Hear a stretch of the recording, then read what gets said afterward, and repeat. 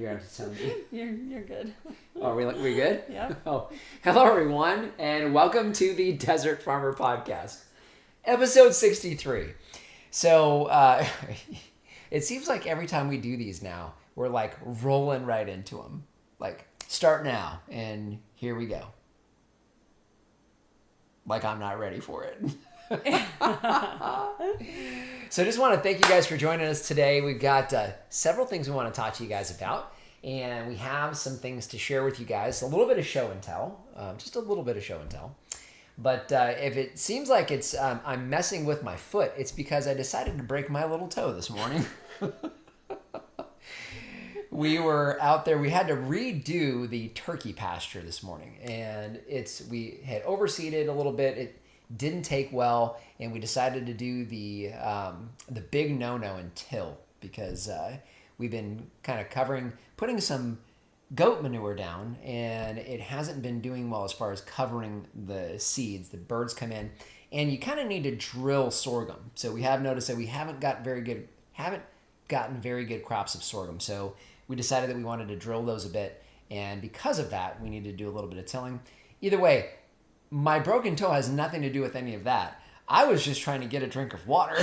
I was just trying to stay hydrated and decided to break my toe. So I threw my back out last week. I haven't been able to walk correctly, and now I really can't walk right.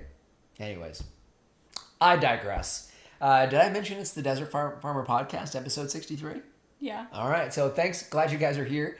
We got a couple of housekeeping notes we want to cover before we get started. Housekeeping note number 1 would be what? If you have a question, just write the word question before you state your question just so it stands out to me and I don't miss it, and we can get that answered for you. Yep. So Lori will be down in the comment section, so she will see you guys down there, be interacting a little bit with you as she's there. But it'll help her out a lot if you have a question that you want us to answer here today live. If you can state that word question in all caps, and that way we see it as opposed to just seeing you guys chatting back and forth. So housekeeping note number 2 is give us a thumbs up. If you enjoy the content, particularly if you guys enjoy and find the podcast useful, definitely helps us if you give us a thumbs up, not only today, but as this video goes into our backlog of podcasts, it definitely helps folks figure out, hey, that one was a popular one. Let me see that one. And they jump right into. Okay, so first things first, we got a couple things we want to get you guys caught up on.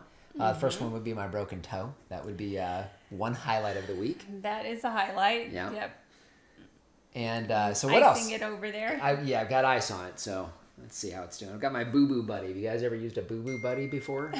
That's what that is. You guys that are just on audio, that's a little tiny, little baby corn bag, right? Yep. So what is that? Like a little, you put like the cracked corn, so like your cracked feed corn, and you used to make these, right? So did you make this little one? Uh-huh. Oh, okay. I didn't know that.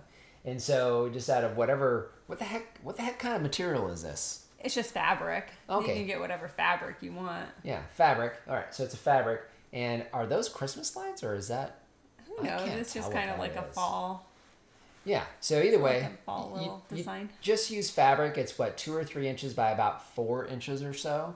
And you make them bigger too, and you can either heat these up in the microwave or stick them in the freezer. And it's a little... yeah, we keep those small ones in the freezer all the time. Just have a quick little cold pack. Yeah, and your mom calls them boo-boo buddies. Boo-boo bags. Or boo-boo bags. That's it. So, yeah, got it on my boo-boo. Anyways, highlights of the week. It's not that. What do we got? So, first one is since we had moved the goats to the pole barn, we had to fill those areas. Yep, and so we did. Yeah. And we filmed it. So you guys will have to watch that tomorrow. If you guys haven't seen the pole barn video, it did pretty well. A lot of you guys were really supported us there with that one because that was a big project. That took, well, we're still working on it. So, and we started in January. So it's taken 7 months and we're not quite done. We're close, but we're not quite done yet. And you guys, we showed you that video a few weeks back. It did really well. But one of the questions we had, a few folks asked the question, now what do you do with all of the enclosures where those animals were? Mm-hmm. And we filled all but one. Well, I guess technically the coonies had 2. right? Because we had Winston in one side and the girls in the other side.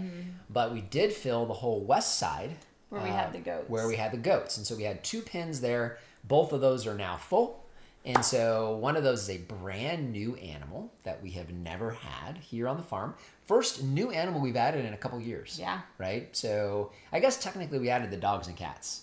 True. So it's really, I guess it's been a year because we did add the dogs last year. Yeah. And the cats the year before. So, but first livestock, we'll call it that we're adding here for the first time in a few years. The Coonies, I think, were the last. And so, yeah, you guys will have to tune in tomorrow to see that. And then what else? Was there another highlight of the week before we get going? Our cheese making continues. Yes. So we, if you guys are not following us on Instagram and Facebook, also TikTok now, but we shared a couple different shots, at least one shot of our cheese making escapades. We started doing the cheese making, about 2 weeks ago? Now that we've been doing consistent milking of the goats for a couple months now. I guess it's been about a month and a half or so that we've been milking. But, milk piles up fast. And so we wanted to be able to utilize that milk. And we found that if that milk is more than about 6 or 7 days old, it does start to get kind of a goaty kind of taste to it. And I'm not a fan of that. No. So, but if you use it fresh, it tastes just as good. I think it tastes better than cow's milk. And there's no weird flavor to it. Yeah. And so we're trying to test that out. We made some mozzarella cheese. And we used some older milk. And that was a mistake. Yeah. Because it had a very, very strong goat flavor to it, which is a problem. And then we used some cheese or milk that was just a few days old and still kind of had that same thing. Well, right? it was hard because I was trying to get a whole gallon of milk. So I was like 3-4 days, up to 4 days old. I had to use a little bit of that. So I think I need to try a half batch and only be like either a day or 2 old and see if that makes a difference. I say you just you put that milking machine and just put it right into the pot. And just don't even cool it down. Just keep it warm and then just bump it up to 90 degrees and start making that mozzarella. Maybe that's the best way to do it. Oh, yeah. Just completely fresh. Don't even put it in the fridge yet, huh? Right? As fresh as can be. So we do a quart at a time or half a gallon if we get half a gallon. Yeah. Maybe. We'll see. So, okay. So topic of the day I know is going to be a popular one today. So don't want to get too distracted. We've got some video content we're going to show you guys. So if you're in the audio only, I'll do my best to describe what everybody's seeing. But are there any questions before we jump into it? Question, can you freeze the milk until you have enough? Yes is the answer. You definitely can. We'd have to get some of those the milk freezer bags. We don't have those yet. No, and there's people that put them in even Ziploc bags, and I know you do freeze the milk that you can use later. I know if it's too old, it's kind of clumpy and kind of weird. So I don't know what that time frame is as far as like how soon you want to use it by.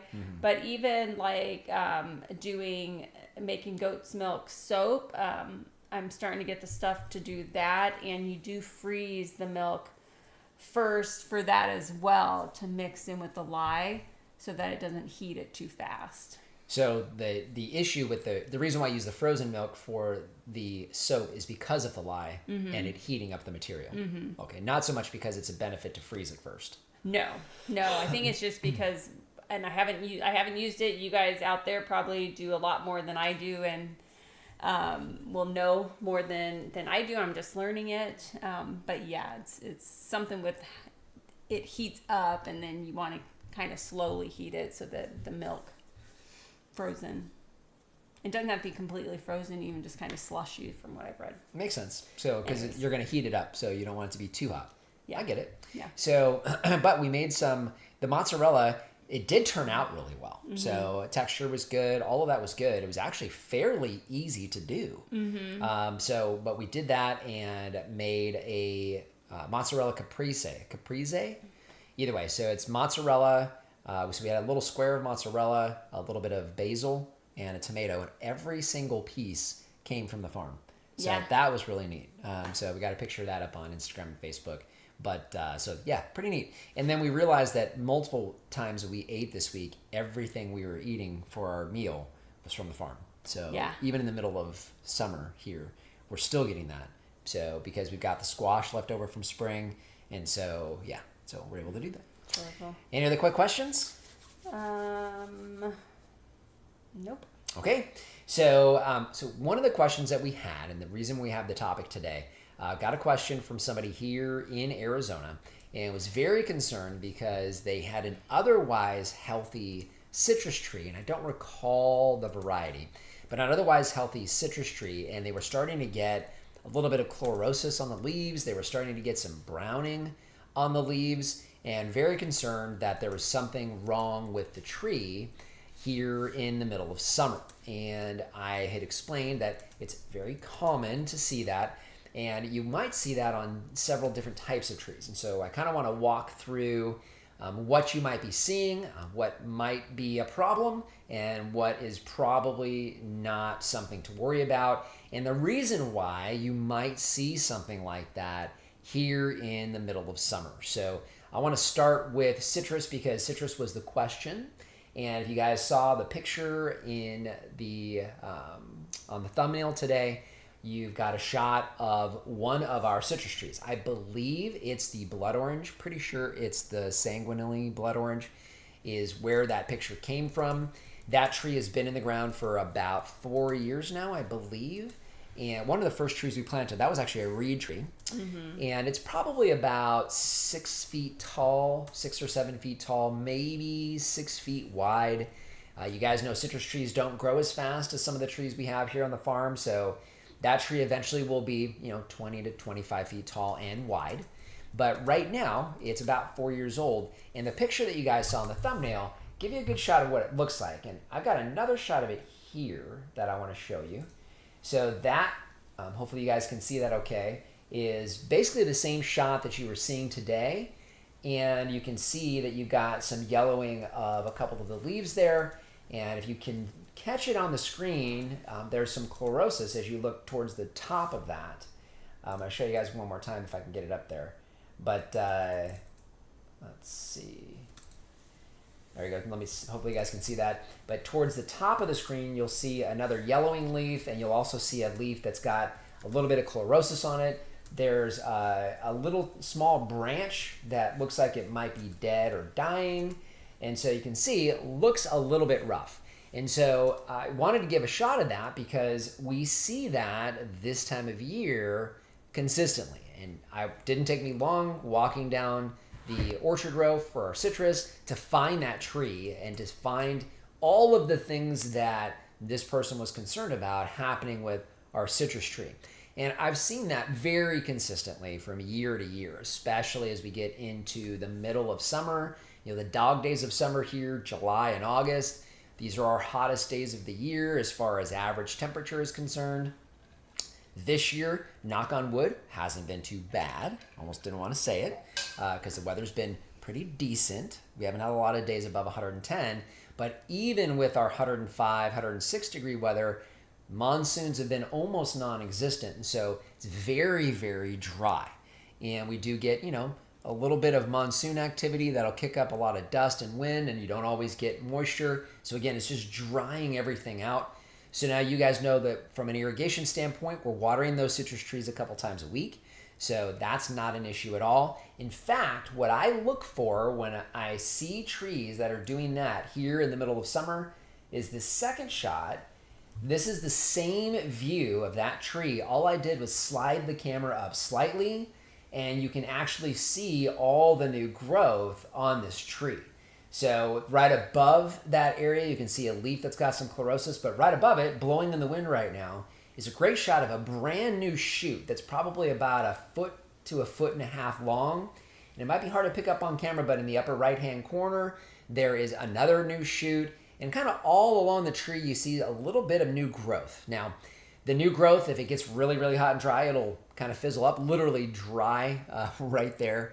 But you can see that there's new growth going on the tree along with some of that older growth that's having some challenge. So very, very common to see that. And again, what I look for is that in that second shot, you're looking for new growth. And you can definitely see, I'll show that to you again here. You can see there's a lot of new growth on this tree. And so the tree itself is very healthy and nothing wrong with it. So you're just seeing some of the older growth getting a little bit of yellowing on it, and it's really kind of just drying out. It's really desiccating is kind of what it's starting to do.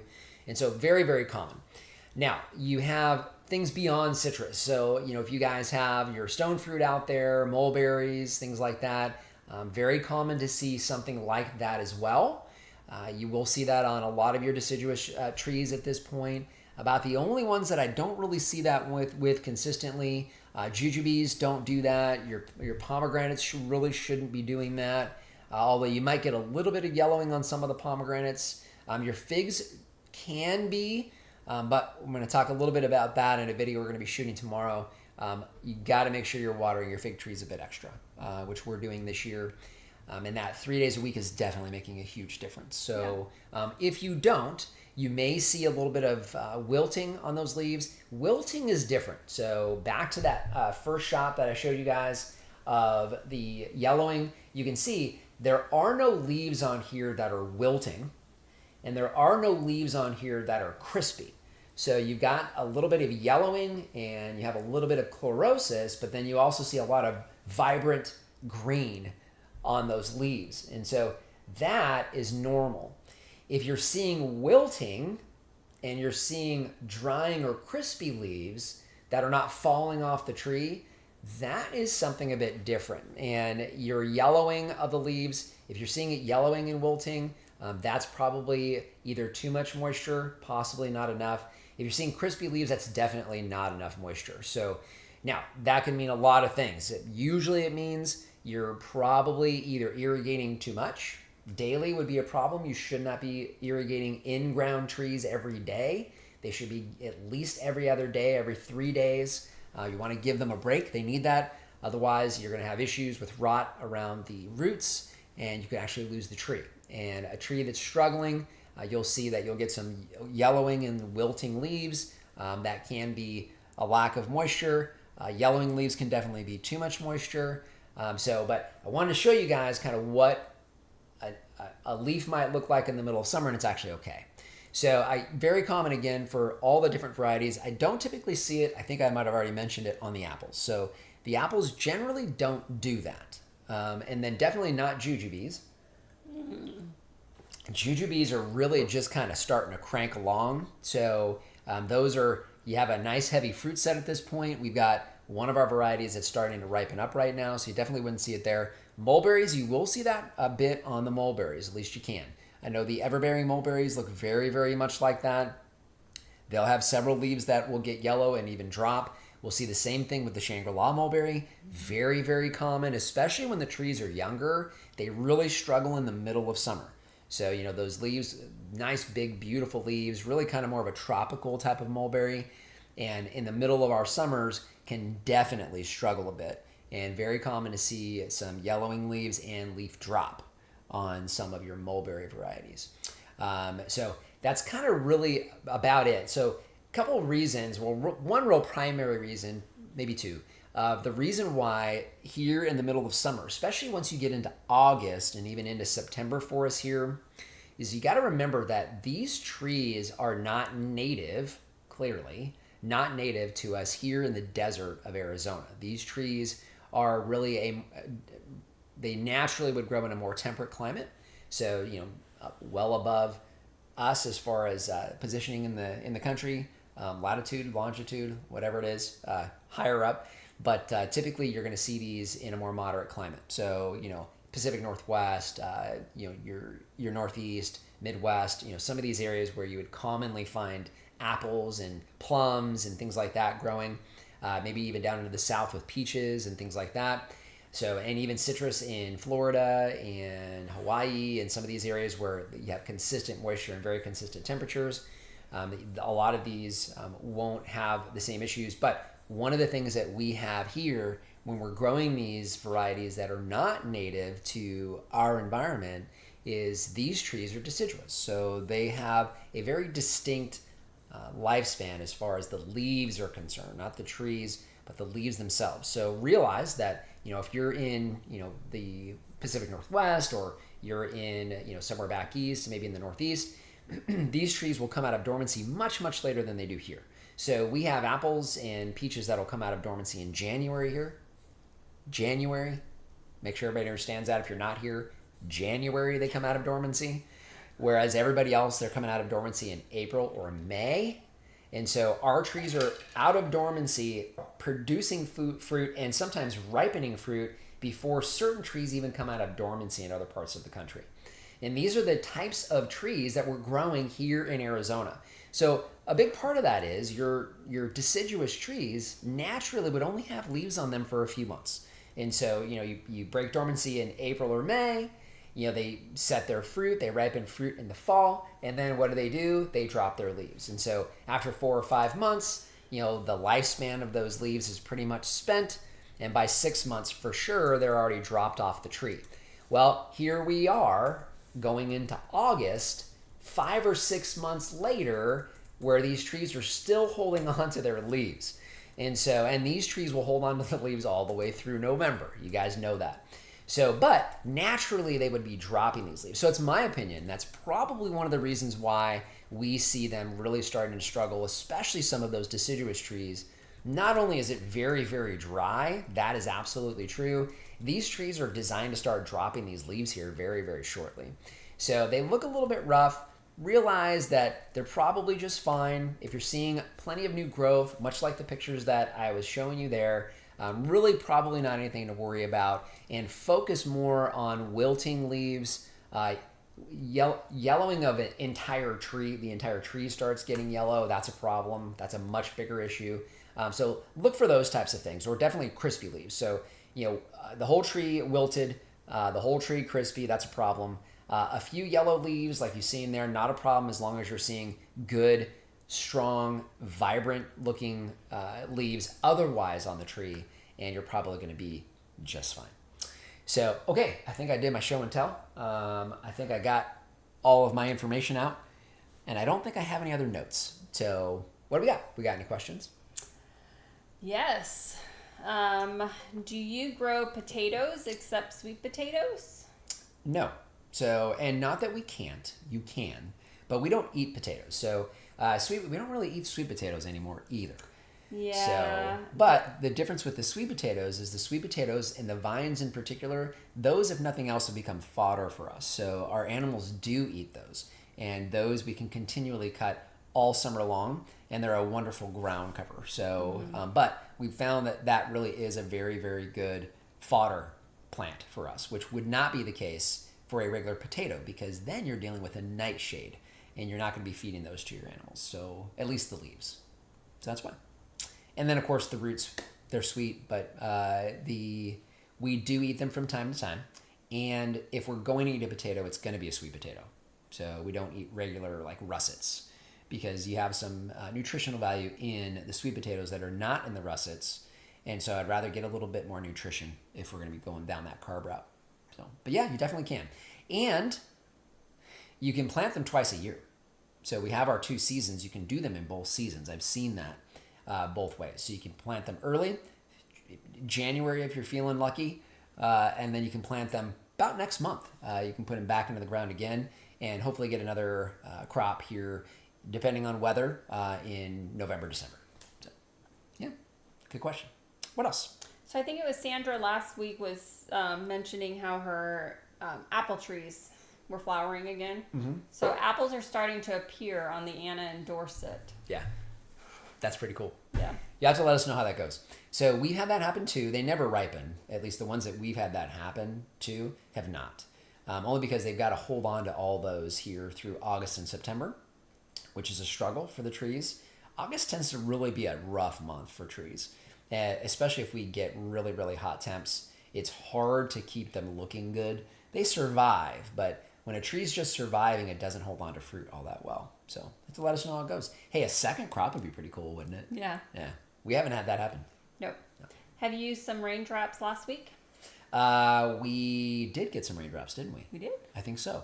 Oh, very little. Not much. Yeah. And we did. Yeah, it was a little bit. So enough to kind of just spit on the dirt. Yeah, that's about it. That's what I'm like. I forgot all about it. Yeah, it wasn't very impressive. No. We did get some monsoon weather, but we didn't get rain. That was a couple nights ago, I want to say. I think we got some lightning and things like that. Yeah, but I don't think we got any rain. Mm-mm. So at least not any that you could really see. Are you feeding citrus and tomatoes in the summer? Our weather in southern Utah is the same as you described this summer. Yeah, so for the most part, you're probably going to follow the same fertilizing schedule that we do here, which is February, May, and September. So those you should be able to do that. The only thing I'm not sure about is your first frost date might be earlier than ours, and so you might need to slide that early fall. You may need to slide that back a month. So you might need to do that in August. And again, it doesn't really matter too much. August, September, it doesn't matter. I mean, let's be honest. So it's really not going to make a big difference. I would say that you might need to slide that up. So our first frost is usually December. Very rare that we see it in November. So we have September where we usually do the final fertilizing of the year, because that's actually feeding our plants that are breaking dormancy in January. So same thing would be your last frost date. So if your first frost date and last frost date are earlier and later than ours, then you might need to slide that around a little bit. The exact month is really not as critical as being consistent. I think one of the things that we've come to realize is that we don't always remember either or get to it. And so it's not uncommon for us to be fertilizing late, if at all, from time to time. But very, very common for us to be fertilizing late. And so just because we have so many trees to fertilize, so it's not uncommon for us to be fertilizing late, and it just has not been an issue. So, yeah. Have you ever... Oh, sorry, one more thing. Did I mention first and final frost? So our first frost is usually not until December, and our final frost is usually sometime in February. So we have a very, very short window where we can get frost here. And so in Utah, you probably have a bit more of an extended frost season. So, have you ever had a citrus tree get damaged and then the new growth got thorny and the fruit changed into something sour? Happened to one of our very old tangerines. That is a bummer. I imagine that some other folks will probably answer that for you, but unfortunately, you might as well go ahead and pull that tree. So you now have a rootstock, probably some type of sour orange. That is the rootstocks that are typically used for us here in Arizona.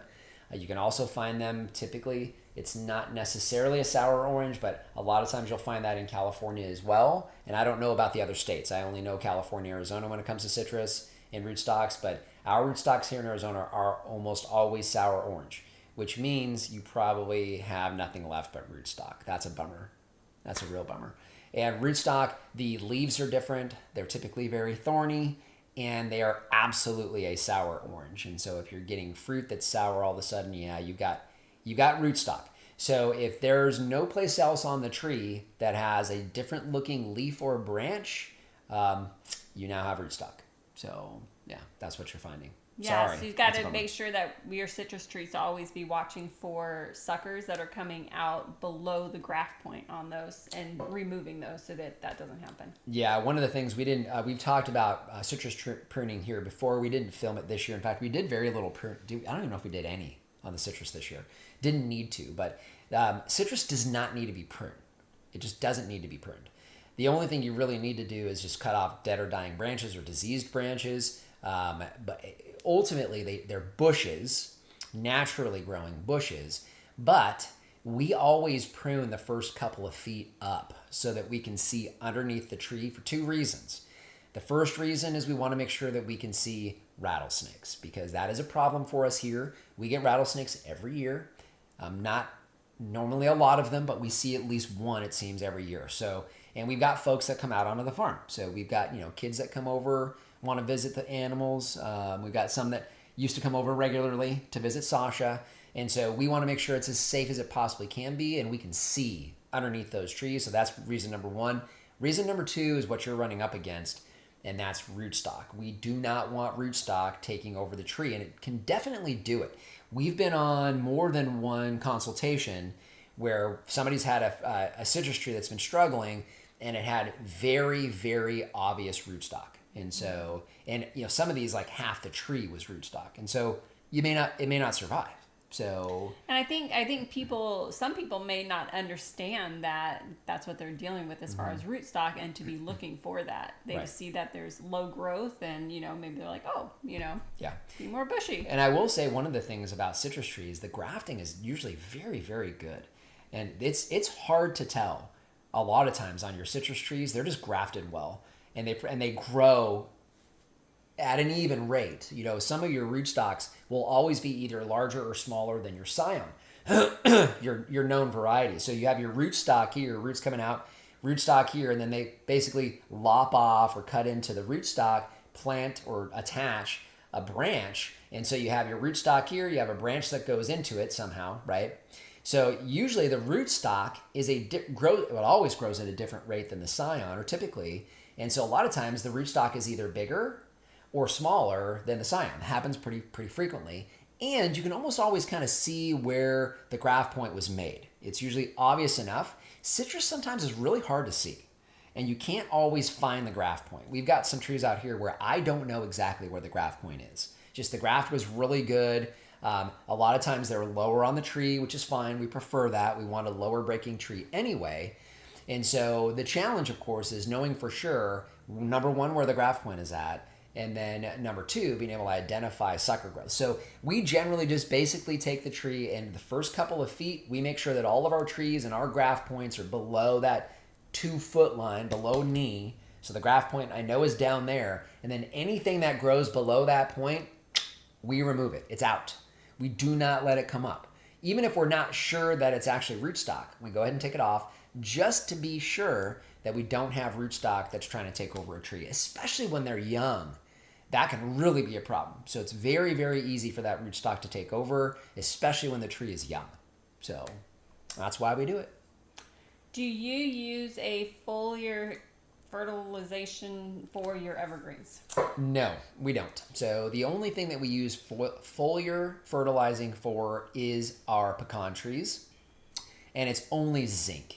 So we don't use it for anything else. Otherwise, we use composted manures is the only thing that we really use on this farm at this point when it comes to fertilization.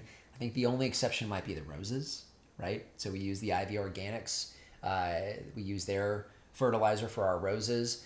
Otherwise, we're using composted manures, and we keep those in the ground. We don't want those on the tree.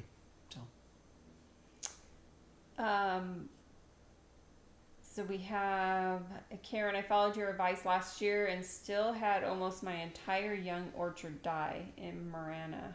Discovered my well water pH of 9. Oh my goodness. Doing better this summer with fish emulsion and managing pH. Yeah, so that is really high. That's like shockingly high. So I guess we haven't tested our water pH. I'm curious to see what that is, but our soil pH is high too, 8.4. So, and the other part of it too is rootstocks. So, rootstocks can either survive alkaline soils or they need acidic soil. So, obviously, if you've got citrus and things like that, typically these are going to be alkaline loving rootstocks, at least in my experience, and so it's usually not as much of an issue. But yeah, worst case scenario, if you had to, you could put a filter on there, but I'd hate to have to do that. Another thing too is you have your acidic fertilizer, so you're probably already figuring this out. You can do that. The challenge is every single time you water, you're diluting that and you're putting that alkaline water back on there. But wow, man, that is high. That is high. You mentioned increasing fig tree irrigation to 3 days a week. What's the total water amount? I've switched to watering citrus and figs 3 times a week this summer with better results. Leaf burn and sunburn on fruit in previous summers, and they're in Central California. Yeah, and I will tell you that I am seriously considering switching all of them to 3 days a week. I think the only exception was probably the mulberries, only because they're already getting so much water, although the pecan trees still don't get enough. Yeah, that's another story. But yeah, right now the figs are getting 3 days a week. They're getting 180 gallons total. It's a lot. Yeah, so it's 60 gallons each watering. Yep. So we do 3 days a week, and that whole side of the farm. So the whole eastern orchard is doing that. The pears look horrible. We've already talked about pears here before.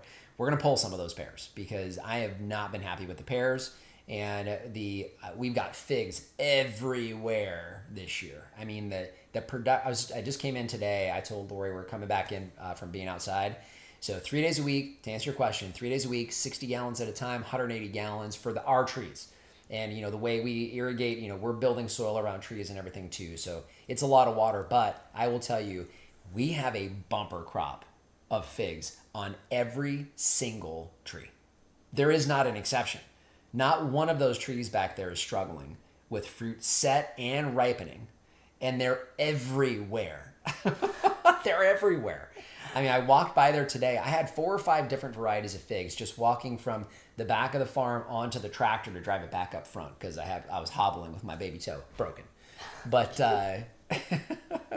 but either way, the sheer volume of figs this year is unbelievable.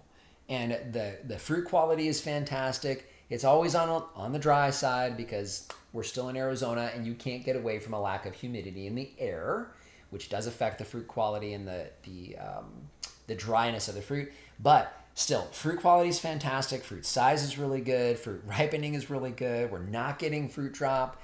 The trees themselves look really good with 3 days a week. So, and then again, everything except for the pear trees look fantastic.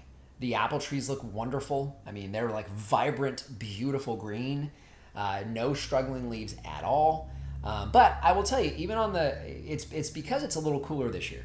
We've had some record-breaking temperatures these last couple of years. You guys know this. Record days above 110 degrees. That's not good for anything. And so we got to realize that we've been pretty temperate for us here in Arizona. Low hundreds, low to mid one aughts. And it has helped. But I will say, the citrus trees look fine. The loquats have a lot of new growth on them. Even the Yehuda, I don't know if you noticed that, got some beautiful new growth on there at two times a week. So I can only imagine how all this will look at 3. The biggest challenge we have here is that's an awful lot of water to use. Not that we're shy about that, but we prefer it if we don't have to use it. And then we're going to have to water during the day. We do not have time at night anymore. We're already watering every day, basically all night long. So the figs, for example, they water during the day. So they're watering in the morning. So, from about, I think it's 7 or 8 in the morning until about noon, those are watering. And I prefer not to do that either, because you've got evaporation that's happening. So I prefer to not water during the day. And we would have to do that if we switched everything to 3 days a week. So, yeah. Do you have any suggestions for acidifying both the soil and the well water? Do you have alkaline soil or water on the farm? We have alkaline soil and water here on the farm. So that's true of pretty much everybody in Arizona. Again, back to rootstocks. So a lot of the rootstocks that are here in Arizona, you guys know that we're big fans of reeded RSI growers for a reason. Because rootstocks are designed to survive in alkaline soil and saline, salty soil. So, that's a big part of why we buy those trees here locally. The other reason, or the other place would be Sunset Nursery in Yuma for citrus. If you don't get it from Reed, it's very common to find those in your local nurseries. So those are designed to survive our soil, our alkaline soil. So even your 9 should still be okay. So we don't do anything to try to acidify because our trees do just fine in the alkaline soil. As far as acidifying though, you would have to use your more acidic type fertilizers. Just be really careful because it can be a bit much. And there are filters that you can use, but unfortunately I'm assuming you're using some other type of irrigation. If you're using a hose, you can get filters on a hose pretty easily. Not as easy to find ones that go. There's fertigation that you can install, basically, is what I'm getting at. If you're doing either irrigation or if you're using a hose, that can help with acidifying it slightly, but it's not going to be significant. It's the reason that we can't grow blueberries here in Arizona outside of a pot, and even then you need to usually put some type of or some type of filter on your water when you're watering your pot, just to try to not put alkaline water.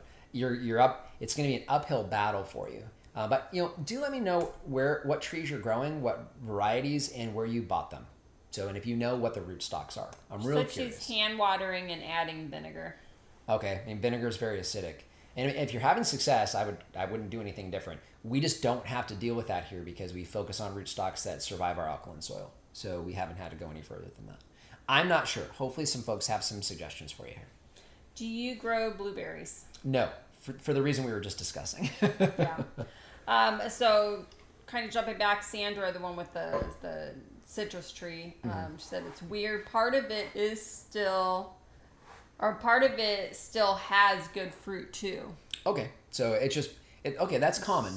That's kind of what we were describing. We've seen that at some of our consultations before, where folks just didn't know any different, and so all of a sudden they're wondering why this fruit's different. It looks weird, and why are all the big thorns on this side and not on the other?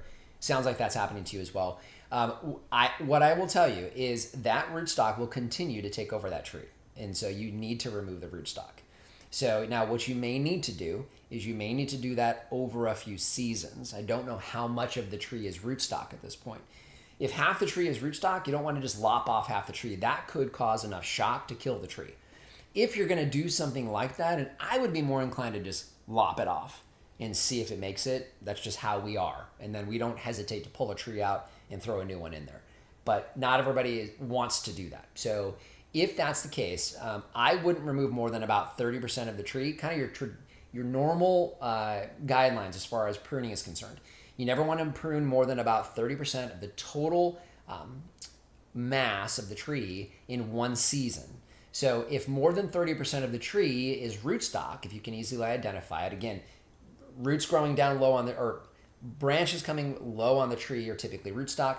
So if it's less than 30%, lop them all off, but don't do it right now. Middle of summer is not the time to do this because there's already a lot of stress on these trees. We were talking about that earlier today. So don't do it now, but once you get into the fall, that's when I would do it. If it's more than 30%, just split it up over a couple of seasons. So, take about 30% of it off. You want it all the way back. So all the way back to the trunk. So you want to lop these branches off right at the trunk. And then again, about no more than 30% of the tree one season to the next. That's what I would do. Well, I would tell you that if it's closer to 50%, I'd still take it off. But that's just me. So again, we are big believers in tough love around here. And yeah. You just really need to get, down the bottom part of the tree and start trying to identify, see if you can find where that graft point is and try to get that stuff below it. Yes. Taken off. Yep. And if you still have the good fruit, that's good news. Yeah. So at first I thought the whole tree was that, and then it's like, yeah, just yank the tree. Yeah. Or you can graft onto it if you want to give that a shot. We don't do that, but you can. So you can do that too. I would just try to start eliminating those branches. Yeah. Is citron a sour orange rootstock? My trees are from Yuma and Sunset, and noticed that was the listed rootstock on the 3 new trees I bought. That's interesting. Usually it's a sour orange of some sort. If you got it from them, citron, a sour orange. Yeah, I think either way, I think citron rootstocks are okay. The issue that we have is there are citron type rootstocks from California that are a problem. My guess is if you got it there, you're probably going to be okay. You're going to find out. But I don't know exactly what their rootstock is. My understanding is some type of like a Seville or some other type of sour orange.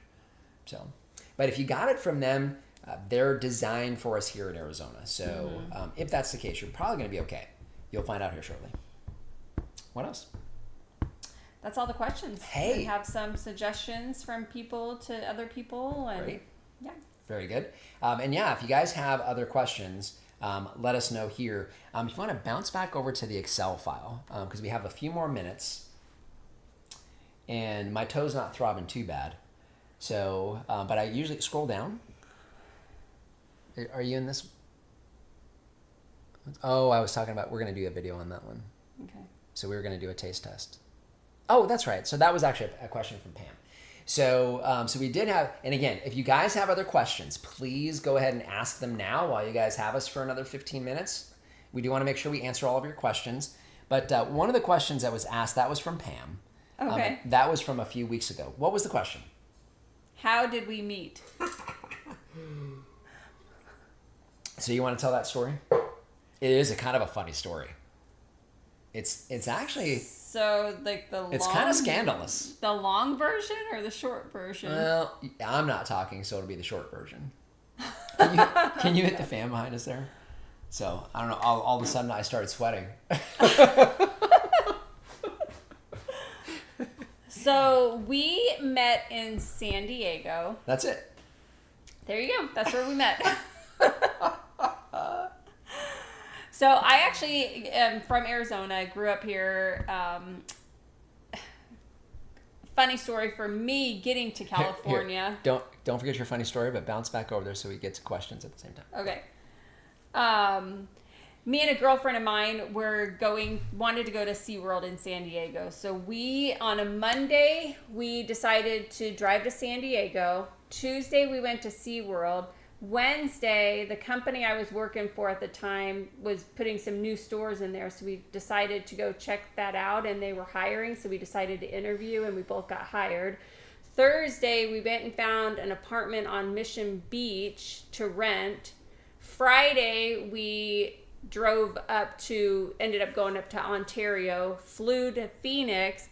Saturday, we packed up my entire apartment in a U-Haul truck. Sunday, we drove back to San Diego and moved into our new apartment. And Monday, we started our new jobs at the company I was working for that was opening up a store and that was not the plan that week. So Dwayne was actually one of the managers at the store and actually interviewed my best friend for the position. And then, so now you can tell your part of it. So that's how we met, is through work. Do I have to walk like Sunday, Monday, Tuesday, Wednesday, Thursday? Well, yours isn't. It's just that you were married and... Oh, okay. That's the scandalous part. Go ahead and throw that out there to the world. Now everybody's like, wait a minute. This went off the rails quick. Well, long story short, I was, we were both in our early 20s. I guess you were 19. Yeah. Right? So, we're both young. And there's 5 guys working for Sports Authority. It's a sporting goods company. They're out of business now. So, but we're, 5 guys here, stuck in a trailer doing interviews. And these 2 cute blondes walk up. And so we're all like betting who's going to be able to get to do the interview. And the funny part about the whole story is I wound up interviewing Wendy, her best friend. And so I wound up interviewing Wendy, never even talked to you until we started working together. So, yeah. So, and then to be fair, so he was married before, and but they were having problems. They ended up, filing for divorce and everything before we started dating. Mm-hmm. But yeah, not long before. It's kind of funny though that that when we met, he was married, but I didn't cause the breakup. I know. It's better to just end it with, well, we met. He was married when we met. You just need to leave it at that. You don't need to talk about how California takes 6 months. We don't need to get into all those details. It's better if you just say, yeah, well, when I first met him, he was married.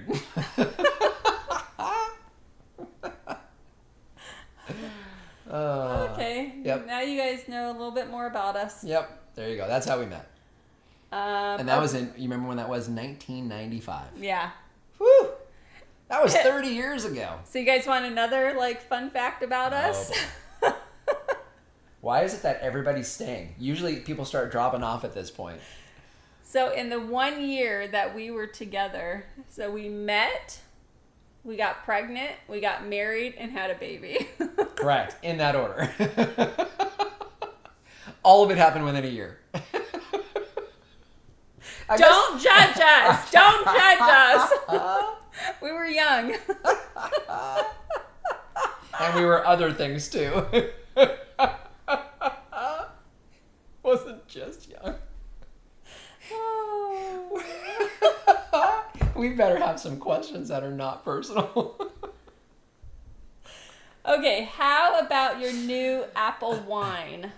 How about it? Well, it's fermenting. It is. Yep. Yes, we won't know. Yeah, I'm assuming you're talking about I'm this sweating. year. I wonder why. I'm not going to say anything. I'm not. I'm sure it's just because you're uncomfortable. That's the reason why you're sweating right now.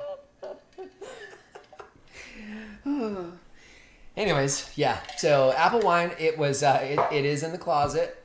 It's actually done fermenting. I can already tell it's separated out really well. We just haven't re-racked it yet. So we like to give that a full month in the secondary to let as much of the initial lees, which is the sediment layer at the bottom, we try to get that as much gone as we can. So we want it to settle as best we can. We try not to do a second racking because you really don't want to expose that to air after that first racking.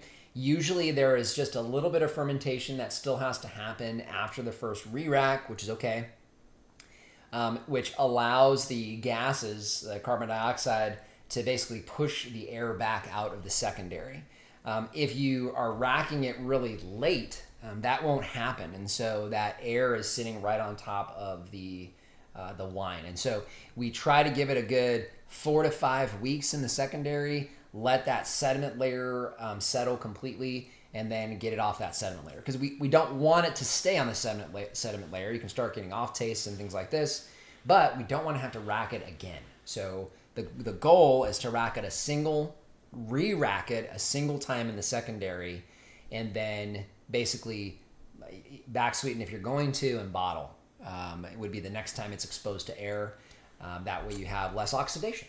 So, which for a white wine, oxidation happens still, so it's not good for the wine, but you don't see it in the wine. So, your red wines oxidize, start turning brown, and we've had that happen before. And so we try to limit how much that happens by narrowing down the extra racking.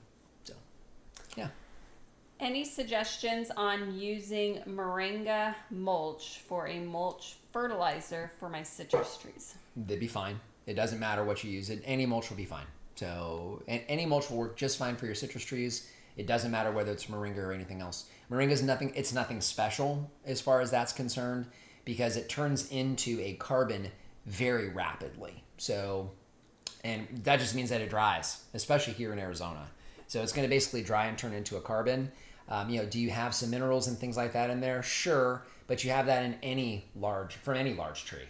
So even if you had, your mesquite trees and your palo verdes, those things are, mesquite trees in particular, they grow way down with their taproots. And so, those branches and leaves are fantastic. I would argue they're better than moringa as far as that's concerned because they're mining from way down. And so, you're getting some wonderful mineral content that is in the wood and also in the leaves. And so I wouldn't be as focused on moringa that way. But if moringa would be an excellent source, it's very easy to chip. The wood itself is not very dense at all. Unlike mesquite, which is a hardwood, that is not. It's very, very soft. So it will break down very, very rapidly. So I guess in that sense, it does break down a bit faster than, say, a mesquite would. So that's beneficial to build soil, and said soil obviously can be very nutritious. This is assuming that the taproot on your moringa is a taproot that's going down into the ground really well. That doesn't always happen for us here in Arizona because of our caliche layer. At least it can take a few years, at least in our experience. So either way, yeah. What else? Is it okay to summer prune plum and nectarine trees after harvest in Northern California, or should I wait till fall? Northern California is fine. You can prune anytime during the growing season in Northern California. The only place we don't suggest that is here in Arizona, only because the trees struggle all summer long, and you are stressing out a tree in a dry desert environment. So assuming that in Northern California, we're talking about someplace other than Redding, which is very similar to us here, then you're probably going to be okay. But you have to let me know. Redding is very hot and dry, just like we are. Redding, Red Bluff, kind of anything up in there like inland. So those can be very, very hot and dry in the summertime too. You might want to be cautious with that. But even then, you cool off a bit more at night than we do here. So not uncommon for us in August to not get below 95 degrees at all, ever. So, which is pretty crazy for people outside of Arizona. We get used to it. Well, I won't say we get used to it. We deal with it here. But it's not uncommon, especially if monsoons roll through, that we just never get below 90 to 95 degrees, ever. So. My boo-boo bag is not cold anymore. No, yeah. Sacramento. Okay, yeah, Sac. So Sac has a bit more moisture than we do too. So I think you're probably still going to be okay in Sac. I just remember driving through Sacramento. There's still a lot of moisture. You got the river running through town. You don't have that up in like Redding, Red Bluff. So, but you're probably okay in either one, honestly. How many years after you met and got married did you start farming? Are you self-taught? Yes. I'll answer the second one. Yes, we are self-taught. I grew up in South Central Los Angeles. Lori grew up in the middle of Phoenix. So we are city kids, through and through. So the closest thing I got to that was we did have 4 fruit trees in the backyard when I was growing up. And I went to Southern Oregon for 2 weeks every summer, mainly to go fishing. But my grandpa had a nice big garden, lived on 5 acres outside of Grants Pass. And so he grew potatoes, corn, green beans, things like that. So, but it was a big garden is really kind of all that was. Otherwise, like livestock, nope. I mean, the first livestock we ever had was chickens on the old farm. Yeah, no, never any of that. And we got married in 1996. We moved back to Arizona in 1998. So our first house in North Phoenix. We did plant a lemon tree. Yeah, we had a lemon tree there, and then really didn't start doing like what we're kind of doing out here until 2014 when we moved to Whitman. Right. So we did start in 2010. I think it was 2010. Pretty sure 2010 is when we actually started planting other fruit trees. Yeah, ran out of space in our property. Ran out of space. It was HOA. We did have a fig tree out front, which was illegal. Ridiculous, but it was. We had it anyway. But and we were starting to put trees like where they shouldn't be, between houses where there's no sunlight. We put a garden bed up against the house. It was at the north side of the house, so it never got any sunlight most of the year. Yeah, failed multiple times. The one thing that did really well though, the lemon tree did great. It was in rock. Everything that we tell you not to do here, we were doing. It's why we tell you not to do it. That's why we know. We know because we've done it. We failed many, many times. We failed more times than probably anybody that's ever going to listen to this. We've killed more trees, more things than you guys are probably ever going to. So don't be afraid is the point. But the lemon tree was in rocks. It had 2 drip emitters right next to the trunk. And the only thing I did every once in a while when I remembered was took like those Vigoro fertilizer stakes. I would put them over like around the tree, but there was no water there. So I'm not exactly sure what I thought might happen. Anyways, but we got more lemons from that little tree. Oh my goodness. I mean, so it was many. Dozens and dozens and dozens of lemons. And we were giving them to everybody. Somebody at church told us to start freezing them, putting them, in the ice cube trays, which we do now with all of our citrus. Anyway, so to answer the question, we met in 95, got married in 96. We moved to Arizona in 98. In 2010, we started planting things that most people here don't do. So you guys do, but apple trees, fig trees. We didn't even know what a fig was. Planted a fig tree. We planted a couple grapevines, a couple more citrus trees. So, we started planting some of these things, and Austin was about to turn 18, and we started shopping for land. I'm sure we told you the story before. We bought land in Waddell that we couldn't build on. Cost us a fortune to find out we couldn't build there. And on a pure chance, wound up in Whitman with some circumstances that happened. So, and that was in 2014. So that's the timeline. And then we were in the old farm until 2019. And then you guys know we ran out of space there, had to move here, wanted more livestock. We just added more livestock that you guys are going to see tomorrow. And we got more to add this fall. And we're probably going to add another dog. So a lot of animals. So we wanted to be surrounded by animals. And oh boy, are we. Oh, yes. That not only the animals that we buy, but the ones that find us. So we have more birds here that I've never seen before in Arizona. And we have them here. So we've got a beautiful cardinal that comes back. A little family of cardinals now. I've seen multiple ones that come back every season. So don't know where they go during the wintertime, but they're here spring through summer. And so, yeah. What else? We're right about there. I know. I got a couple more questions here. All my new growth on my citrus has curled leaves. Is that normal? It can be if it's new growth. We had talked a little bit about that up front. If we get a very, very dry, hot spell right after a cool if you get monsoon, like this week's been pretty nice. So you get some monsoon weather, you get some humidity that comes in, you get some cooler temperatures. The trees love it, citrus in particular. I had shown you, if you guys weren't here, I showed a video of kind of what we were talking about earlier. You can see this here.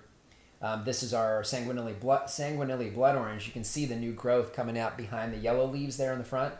And you can see it looks wonderful. So what'll happen if we get to 110, 115 and dry is that will crisp up. So that'll that shrivel. New growth. Yeah, all that new growth will shrivel and crisp up.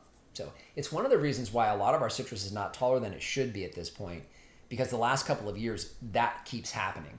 And so that whole branch that's a good 1.5 feet, it'll shrivel up and completely die if we get 115, 118 and no humidity, which we've been getting for the last 2 years. So, yeah. How are your misters doing in the pole barn? Really good. Yeah, doing really good. Yeah, on really the pig good. side. Yeah, it's functioning really well. Need to paint the rest of it. We got a little bit. We didn't have enough paint. We got to go back and paint those. But yeah, we swapped out the nozzles. It's a bigger nozzle. I think it's like 0.5. It's either 5. It's not 5 millimeters. I want to say it's 0.5 millimeters or something like that. The little T's came with a 0.2 or 0.3 millimeter. It wasn't big enough. Yeah, so we replaced them. We replaced them because we needed more moisture coming down, and now it's actually very comfortable underneath there. It is, even in the breezeway. And the pigs all stay under there. Yeah. So I mean, it's just what we wanted them to do, and so they like to hang out in there. They go out to go potty, which is also what we wanted them to do. But yeah, it's doing good. I must have missed an episode about your dog. Do you only have one? No, we have two. So we have Sasha, who is a Kangal Pyrenees mix, mainly Kangal. I mean, she looks like a straight up Kangal. She looks like Anatolian Shepherd. Yep. So a Kangal is a type of Anatolian Shepherd, basically. And we have Maverick, who is a Pyrenees. He's a mix, but he's basically a Pyrenees and looks like it. So, but he was sold as a full Pyrenees to us. Yeah, and he's definitely not. But ultimately we got the two. And they do a really good job of keeping coyotes off the farm. We were talking about it last week. We have almost no rabbit pressure at all anymore. And what's really odd, we've talked about this, birds are getting to the figs, but not nearly as much as they used to. A lot of stuff, even like the blueberries this year, we didn't have to cover any of those. And birds got some of them, but we got a lot too. Yeah. Peaches, we didn't cover any of our peaches this year. We haven't covered any of our grapes since we've been here. No, grapes were insane how much we've gotten off of those. Yeah, peaches, we did harvest a little bit early, but yeah, either way. So yeah, but we are thinking of adding another dog. So we'll talk about that as we kind of get towards that in the fall. What else? All right. Good? Yeah. Hey, 3:00. Great job, guys. Kind of blew through that. I didn't know if we were going to have enough content for today, to be honest with you. Your questions have been fantastic, though. We finally got to a backup question I've been rolling into each week on our spreadsheet. But either way, really appreciate you guys being here today. A reminder, time. The most valuable thing that we have on the planet is time. You guys choose to spend that here with us. We do not take that for granted. It's the reason why we started doing this podcast. We wanted to be able to give back to you guys because you give so much to us. We just want to make sure that this continues to be for you. And so if you have any questions that you want us to answer, especially if you have one that you think will make a good topic for us each week, we're here every week. I do need some suggestions, but definitely ask those. You can ask those on YouTube, Instagram, Facebook, TikTok now. You can do that through our website. You can do that through Lori's phone, which is all over the internet. That is the farm phone. You can do that. You can send us a piece of mail if you wanted to. Haven't gotten one of those yet, but you could if you wanted, if you're really a big fan of writing stuff. Someone can just send me a gift package. Okay, Lori wants gifts. This is awkward. Package. I just talked about giving back. You're like, I really want gifts. Now it's not awkward. I didn't say I want gifts. I just want to, I was thinking of a letter and, kind of like a... Pretty sure that's my job. Anyways. Pretty sure that's my job. But either way, I just want to thank you guys for joining us. Please send us questions as they come up or you think about something. I have one more question before you end up going. So. Okay, go ahead. Quickly. Why did you guys decide to use TikTok? Isn't it super liberal? Yeah, but we're not. I think it's like anything else. It's an algorithm. Because when I look at TikTok, and I do more often than I probably should. When I look at TikTok, it's definitely not very liberal, and so at least I'm very, very, very libertarian. So I am very much leave me alone. I don't want people messing with me. I don't just leave me be. And so I don't like either side at all. And so my content tends to be a lot more like that. It's a lot of like-minded folks. So it does a pretty good job, of keeping it pretty straight and narrow for me. Yeah. So. I think that, But our content is not liberal. So. No. Yeah. But I think that, TikTok is huge right now. And so just trying to, and Instagram and Facebook are not so much right now. So just trying to, I guess, branch out a little bit and, And it's different. The content there is different, Yeah. So it's more fun, and you'll see that with the stuff that we have over there. And so it's not what you're used to seeing here. It's similar content, but it's definitely not the same. And so, we're using that as a different outlet for us, and finding people that just aren't finding us this way. You guys have all found us this way. So it's just a matter of finding other like-minded folks and maybe getting them to change their mind a little bit on some things, and growing their own food. Yeah. The things that we, teach and talk about here. Yeah. If I can get a hold of somebody who's 18 or 19 years old that maybe is heading down a path that I wouldn't want somebody to head down, maybe they'll change, because they see that. You never know. Yeah. Anything else? I think we're good. All right. So this has been the Desert Farmer Podcast, episode 63. Really appreciate you guys being here today. Went a little bit long, so sorry if you guys missed your next appointment. We just want to remind you that we are here every Saturday at 2 p.m. Arizona time. Remember, we don't change, but 2 o'clock Arizona time right here. Would love to see you guys next week. But until then, just want to remind you, if we can farm on the edge of nowhere, so can you. Mm-hmm. Bye, everyone. Bye.